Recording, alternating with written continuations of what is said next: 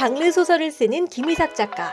얼마 전 겨우 마감을 마치고 오늘은 잠시짬을 내 집 근처 유적지인 맹시 횡단에 나왔습니다. 여기가 어디죠? 맹시 횡단이라고 해가지고요. 한국에 있는 민간의 집 중에 왕궁을 제외한 상하 중에 가장 오래된 건물이에요. 최영 장군이 자기 손녀 사이인 맹사정 씨에게 선물로 준 가옥이라고 하더라고요. 제가 지금 쓰는 장편이 세종 18년이 배경인데 지금으로부터 한 600년 전이거든요. 근데 거기에 나오는 배경 중에 사당이 나와요. 그래서 이제 시기도 비슷하고 그래서 직접 가서 한번 봐야겠다 이러고 와서. 김희삭 작가는 올해 북한 이주민과 함께 삽니다라는 에세이를 출간했습니다. 소설을 쓰는 것과는 또 다른 경험이었다는데요. 그 이야기를 한번 들어볼까요?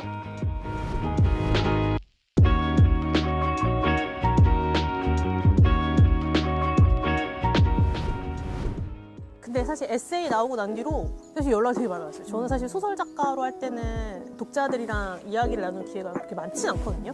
근데 에세이 나온 뒤로는 되게 많이 만날 기회가 많았고 라디오 방송도 많이 나가고 재밌었던 거는 얼마 전에 이제 YTN에서 방송을 했는데 게스트들 대다수가 이제 북한 이주민이었어요.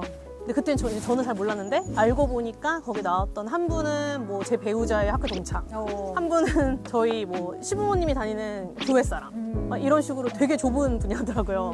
그게 좀 놀랐어요. 이삭 씨는 북한 이주민과 결혼한 가정입니다. 대학교에서 철민 씨를 만나 연애를 하다가 가정을 꾸렸습니다. 철민 씨가 북한 태생인 건 처음에는 큰 특이점이 아니었습니다. 그런데 결혼을 해보고 시부모님과 북한 이주민 가족을 보면서 그들의 이야기를 써보고 싶었다고 합니다. 사실 한국에 이주민이 한 200만 명 정도 되거든요. 사실 이제 한국도 이주민 사회라고 볼 수 있는데 그중에서 북한 이주민은 3만 명 조금 넘어요. 되게 소수를 차지하거든요. 근데 한국인들 중 상당수가 사실 북한 이주민에 대해서 잘 몰라요. 이게 시의 접하기가 좀 힘들기도 하고 보통 언론 매체에서 다뤄지는 거는 북한을 비판하거나 아니면 이제 반공이랑 보통 많이 연결이 되기 때문에 아니면은 오락 프로그램에서 북한 사회를 되게 좀 시화해서 이야기하는 경우가 많거든요. 그래서 되게 극화된 면이 있기 때문에 일반 한국 시민한테도 사실 북한 이주민 이야기는 조금 생소한 감이 있거든요. 근데 사실 알고 보면 우리 옆에 다 살아가고 있는 사람들이거든요. 그래서 이번 에세이를 통해서 우리 주변에 살고 있는 북한 이주민은 어떻게 살고 있고 한국에 오고 나서 어떻게 지내고 있고 우리 옆에서 어떻게 살고 있는지 그런 얘기를 하고 싶어서 제 개인적인 이야기를 담아가지고 에세이를 쓰게 됐어요. 오늘도 이삭 씨 가족은 우당탕탕 정신이 없습니다. 전업으로 글을 쓰고 있는 이삭 씨와 일을 하고 있는 철민 씨는 초등학생 딸을 같이 돌보고 있는데요. 오늘은 인터뷰가 있다고 해서 퇴근한 남편이 딸을 데리고 왔습니다. 네, 저는 1997년도에 탈북해가서 중국에서 생활하다가 올해 한국에서 생활한 지 20년 된 김철민이라고 합니다. 그러면 아내의 에세이를 읽어봤을 때, 처음 봤을 때 어떤 기분이었는지? 저는 되게 좋았어요. 제가 아는 사람들도 많이 썼거든요, 그런 책. 근데 대부분이 좀 그런 내용이잖아요. 좀 슬프고 좀 무겁고 그렇지 않은 이야기도 좀 나왔으면 좋겠다는 생각을 했었는데 와이프가 보면 좀 한쪽으로도 치우치지 않고 그렇게 잘 쓴 것 같아요. 그래서 저는 되게 좋았어요. 아니 근데 저는 진짜 둘만의 이야기만 나올 줄 알았는데 그렇게 많이 나온 편은 아니더라고요. 그래갖고 좀 아쉬운 편도 있긴 했지요. 철민님이 처음에 남한에 왔을 때의 좀 상황이 궁금한데요. 몇 살 때 왔어요? 저는 18살 때 왔었어요. 사춘기 시기였거든요. 그래갖고 저는 지금도 18살 그때가 제일 길었어요. 느낌상. 제일 길었던 것 같고. 중국에서 또 7년 살았었잖아요. 그러니까 약간 정체성 같은 게 되게 애매모호했었어요. 11살 때 이제 거기서 북한에서 탈북을 했는데 중국에서 이제 거의 어린 시절을 보냈잖아요. 제가 기억하는 어린 시절을. 그래갖고 여기 와서 또 탈북민으로 또 살고 있는데 어떨 때도 내가 탈북민이 연기하고 있는 거 아닌가 약간 그런 생각도 들었어요. 실제로 기억나는 그게 오히려 중국에 그게 더 크니까 좋았던 거는 이제 숨어 다니지 않는 거. 중국에서는 어쨌든 오래 살긴 했는데 그러니까 공식적인 자리에서 대놓고 내가 무엇을 할 수 있는 게 아니었어요. 학교도 이제 가짜 신분으로 몰래 다니는 거고 이제 한국에 와서는 어쨌든 신분적으로는 이제 확보가 되는 거니까 그런 그거는 되게 좋았죠. 그래서 제가 하고 싶으면 뭐 할 수 있다 이런 거. 그리고 안 좋았던 거는 아무래도 정체성.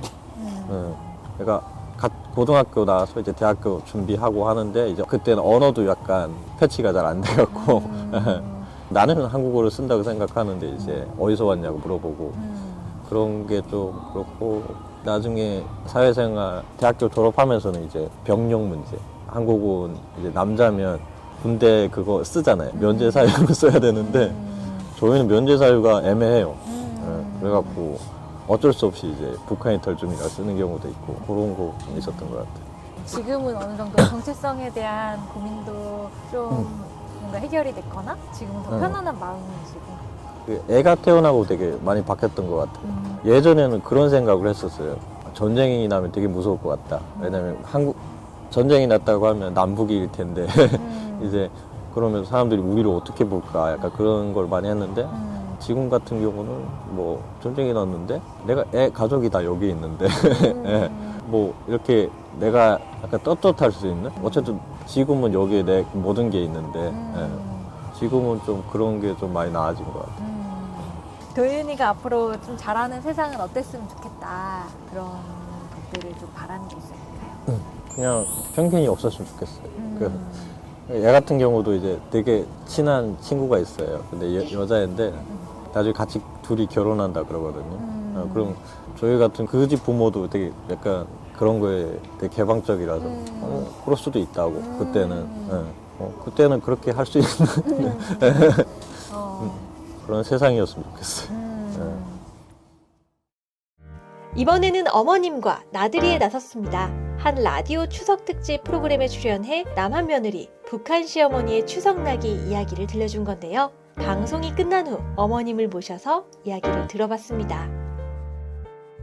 네, 먼저 자기 소개를 부탁드립니다. 김이삭 작가 시어머니 한영애입니다. 혹시 김미삭 작가의 에세이를 읽어보셨나요? 예. 우리 북한에서 여기 오면 어쨌든 문화가 다르잖아요. 서로 문화가 다르고 이런데 잘 어울리네. 진짜 그게 너무 좋았거든요. 고마웠고 며느리한테 고마웠어요. 조카들뿐만 아니라 우리 딸도 있고 아들도 있고 한국에 와서 또 이렇게 양딸처럼 품은 이런 딸들도 있거든요. 그런 딸들하고도 너무 차별 없이 잘 대해주고 잘하고 있어서 아들이 연예기를 몰랐었잖아요. 그래 우리 아들이 한국에 잘 정착할 수 있는 것도 며느리 도움이 많이 컸구나 하는 걸 느꼈고 속도 많이 써겠네 하는 것도 알게 됐고. 저는 책을 보면서 아들이 더 착한 것 같은데 착하긴 해요. 착하긴 한데 어쨌든 이런 남과북이 문화 차이가 있잖아요. 그런 걸 극복하는 데는 아마도 며느리 도움이 더 있었지 않을까 싶어요. 이주민 얘기하는 거에 대해서 북한은 지금 많이 달라졌어요. 옛날에는 뭐 남한에 갔다 이러면 북에 남겨져 있는 가족들이 해가 많이 끼칠까봐 좀 그런 두려움이 많았는데 북한도 하도 많이 탈북을 하고 하도 많은 사람들이 한국에 왔잖아요. 그러니까 그걸 어쩔 수가 없잖아요. 그러니까 많이 정치가 유해졌다고 보면 그처럼 그렇게 많이 그러지는 않아요. 예. 저도 이걸 보면서 다 사람 사는 거 똑같구나. 예, 똑같아요. 사람 똑같아요. 왜냐면 남과 북이 갈라져서 너무나 다른 세상에서 살다 보니 문화 차이가 좀 있지만 사람의 속성은 어디 가겠어요. 똑같아요. 남한에 와서의 생활은 좀 불편하거나 안 좋거나 그런 건 없으셨어요?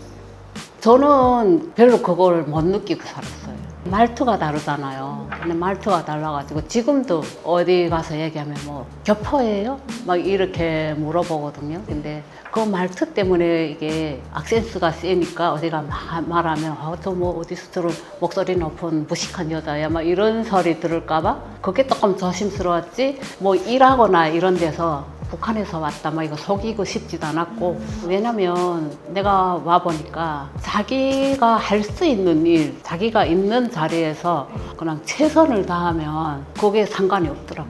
자본주의 사회가 그렇더라고요. 예. 앞으로 며느리에게 바라는 건 지금처럼 지금 너무 잘 살고 있거든요. 그래서 우리 지금 바람은 그냥 자식들이 잘 되는 거 보고 지금 살잖아요. 조금 서식이 없으면 얘들이 싸우지 않았나 막 이런 걱정 근심이 있잖아요. 근데 너무나 재밌게 살고 애도 너무나 잘 키우고 있고 그러고 해서 바라는 건 지금처럼만 살았으면 좋겠어요. 아프지 말고 그냥. 소수자의 반대말은 다수자가 아니거든요. 정상성을 가지고 있는 사람이에요. 근데 이제 정상이라고 하는 거는 어떠한 사회냐에 따라 아니면 어느 시기, 어디인가에 따라서 매번 바뀌잖아요. 그러니까 나는 똑같은 사람인데 A에 있을 때는 괜찮았다가 B로 가면은 소수자가 될 수도 있는 거고 아니면 A 내에서도 어제는 아니었는데 오늘은 또 소수자가 될 수 있고. 근데 이제 그런 지점이 사실은 오히려 더 우리 자신에 대해서 많은 걸 생각하게 해준다 생각하거든요. 그러니까 왜 어떨 때는 이게 정상성으로 되고 어떨 때는 소수자가 될까? 그래서 그걸 따져보면 사실 최종적으로 나오는 거는 우리 모두는 다 사실 서로 다 다르면서 같은데 그냥 어떤 건 정상이고 아니다라고 이제 규정을 짓는 거잖아요. 그러니까 그런 걸 생각했을 때 규정이라고 하는 게 그렇게 중요하지 않을 수도 있고 우리는 그냥 다 같이 살아가는 사람이다. 이런 걸로 따졌을 때 되게 여러 이야기를 할 수 있다고 생각했어요. 장애인이 될 수도 있고 뭐 성소수자가 될 수도 있고 아니면 난민이 될 수도 있고 저는 일종의 마중물로서 이 책이 여러분들 여러 사람들이 북한 이주민에게 관심을 가지면 좋겠다라고 생각했고 실제로 주변에서도 원래부터 관심이 있었던 분들보다는 잘 모르고 생각을 안 해봤다가 이걸 통해서 이런 경우가 있겠구나 라고 생각하게 된 계기가 되었다고 얘기해 주신 분들이 많거든요. 그런 건 좀 뿌듯했어요. 철민님에게 한마디. 에세이 나왔을 때 가장 큰 불만은 사실 이제 배우자가 가지고 있었는데 자기가 너무 거기서 소심한 남성, 막 이렇게 유약한 남성으로 나와서 너무 아쉽다 했는데 그거는 너의 본 모습이야. 인정하도록 해.